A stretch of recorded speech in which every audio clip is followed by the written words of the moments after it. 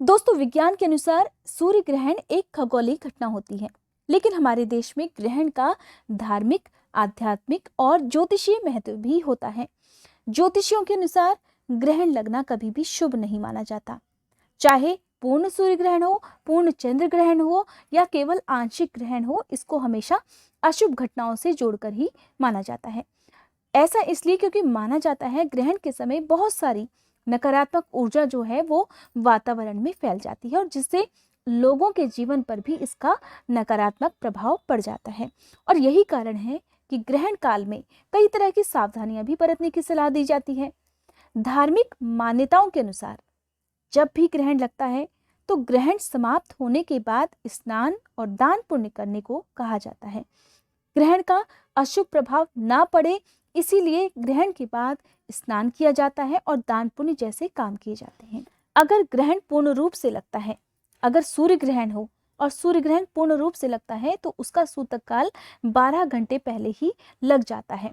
तो सूतक काल में हिंदू धर्म की मान्यता के अनुसार कोई भी शुभ कार्य नहीं किए जाते, खासकर पूजा पाठ नहीं किया जाता, मंदिर की मूर्तियों को नहीं छुआ जाता, खाना पीना या काटना सिलना या फिर सोना ये काम नहीं किए जाते हैं। और साथ ही अगर घर में कोई गर्भवती महिला है तो उसे भी ग्रहण के संपर्क में आने से मना किया जाता है। इसके लिए घर से बाहर निकलने के लिए ही मना कर दिया जाता है या फिर घर में रहकर कुछ नियमों का पालन करने के लिए कहा जाता है।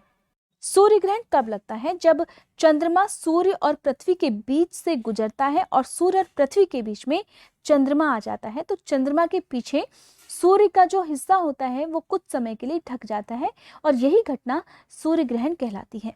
जब भी कोई ग्रहण पड़ता है तो हिंदू धर्म की मान्यता के अनुसार दान करना जरूरी बताते हैं। कहते हैं कि कुछ ना कुछ अपनी सामर्थ्य के अनुसार दान जरूर करना चाहिए। ग्रहण के बाद किया गया दान जो होता है वो राहु, केतु और शनि के दोष को दूर कर देता है और इस दिन किए गए दान से घर में सुख समृद्धि भी आती है। आकाश में घटने वाली इस खगोलीय घटना को देखने के लिए वैज्ञानिक और आम जनता भी बड़ा बेसब्री से इसका इंतजार करती है। लेकिन एक बात का आपको ध्यान रखना है कि कभी भी ग्रहण को नंगी आंखों से नहीं देखना चाहिए, क्योंकि नंगी आंखों से अगर आप ग्रहण को देखते हैं, चाहे वो चंद्र ग्रहण हो या सूर्य ग्रहण हो, तो उसका आपकी आंखों पर बहुत बुरा प्रभाव पड़ सकता है, जिससे कई बार ऐसा होता है कि आंखों की रोशनी आपकी कम हो जाए या हो सकता है कि आंखों की रोशनी जा भी सकती है। और खासकर प्रेग्नेंट लेडी को ग्रहण के समय इन सब बातों का ध्यान रखना होता है।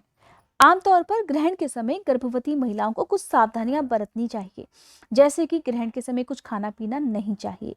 अगर ग्रहण का समय ज्यादा है, ग्रहण बहुत देर तक पड़ने वाला है और ग्रहण उस देश में ना दिखाई दे रहा हो, तो ऐसे में गर्भवती महिलाएं चाहे तो सारे काम कर सकती हैं, तब उनको सूतक काल के जो नियम होते हैं उनका पालन करने की जरूरत नहीं है।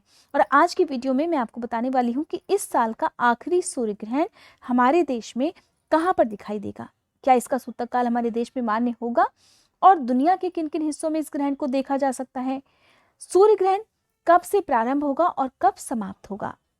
देखिए, साल का आखिरी सूर्य ग्रहण 4 दिसंबर को मार्गशीर्ष अमावस्या के दिन लगने जा रहा है, जिसका समय प्रारंभ होगा सुबह 10:59 से और ये ग्रहण समाप्त होगा दोपहर 3:07 पर।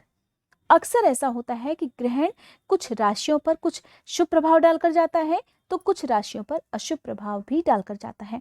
इसके लिए आप चाहें तो ज्योतिषियों से परामर्श भी कर सकते हैं।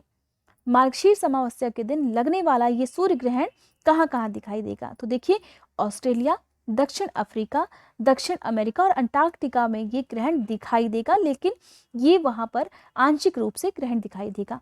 इससे पहले 19 नवंबर को साल का अंतिम चंद्र ग्रहण भी लगा था और अब साल 2021 में कुल 4 ग्रहण थे, 2 सूर्य ग्रहण और 2 चंद्र ग्रहण।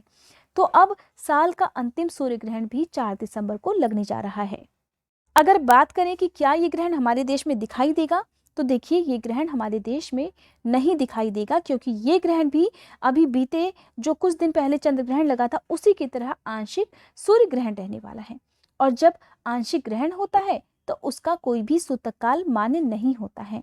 ऐसे में सूतक काल के समय जो कुछ नियम पालन करने होते हैं उनका पालन अगर आप ना भी करें तो कोई बात नहीं, लेकिन कुछ लोग अलग विचारधारा वाले होते हैं जो ग्रहण चाहे दुनिया के किसी भी हिस्से में पड़े, उन नियमों का पालन करते ही हैं। ऐसा आपके ऊपर डिपेंड करता है कि आप इन नियमों का पालन करना चाहते हैं या नहीं चाहते हैं।